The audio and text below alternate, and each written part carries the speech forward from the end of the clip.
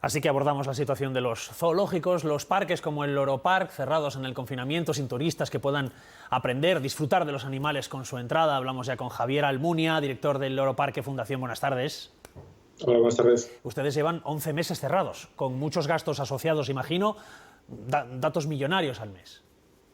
Sí, exactamente. Llevamos cerrados desde el principio, desde el 15 de marzo, así que pronto vamos a cumplir un año cerrados, sin ningún tipo de actividades, sin visitantes y con todos los trabajos que tienen que ver con el mantenimiento de los animales, pues absolutamente activos, ¿no? Hay que mantener la alimentación, la limpieza, los servicios veterinarios, mantener toda la calidad de vida de los animales. Y esto, pues bueno, estimamos que supone aproximadamente unos 2,5 millones de euros en gastos en promedio cada mes. Con esos 2,5 millones de gastos al mes y sin ingresos, ¿cuánto más pueden aguantar?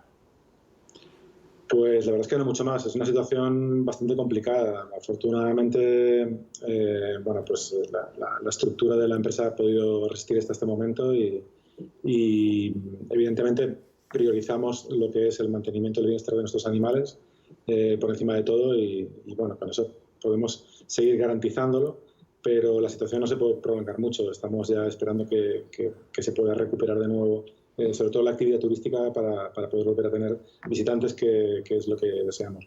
En el día en el que hemos vuelto a superar la cifra de los 4 millones de desempleados, nos preocupa la situación de los animales, pero también de los empleados. ¿Han llevado a cabo un ERTE allí, en el Loro Park?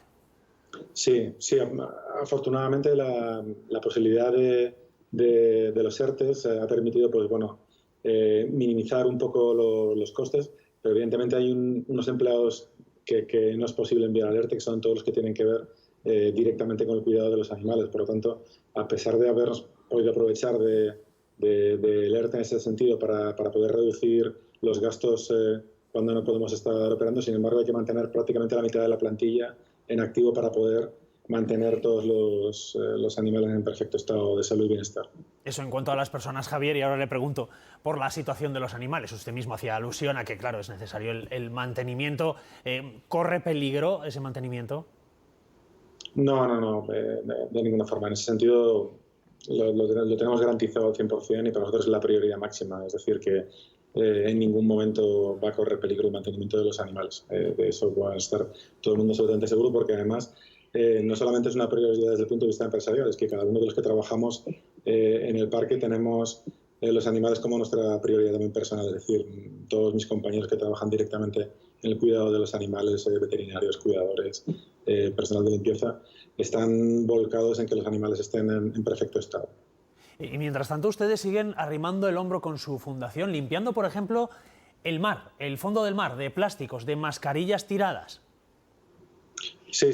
Toda la actividad que lleva a cabo el Parque Fundación, en este caso, no se ha disminuido. Este año vamos a dedicar $1.300.000 a proyectos de conservación en todo el mundo, de conservación de la biodiversidad para salvar especies amenazadas, y al mismo tiempo también trabajamos a nivel local, pues, por ejemplo, con limpieza de playas. Trabajamos con organizaciones locales que se dedican a hacer limpiezas de playas con voluntarios, tratando de colaborar con ellos, de facilitarles toda la logística, todo lo necesario para poder trabajar.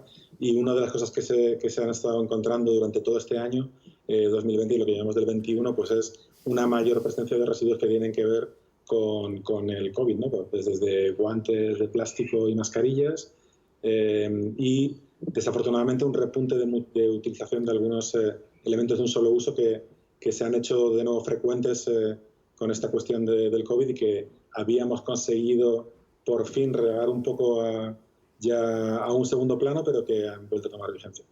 Habíamos conseguido concienciar a la gente, ¿verdad?, de la importancia de no lanzar plásticos al mar, y al final está lleno de mascarillas y de guantes. Javier Almunia, director del Loro Parque Fundación. Aguanten. Muchas gracias. Muchas gracias.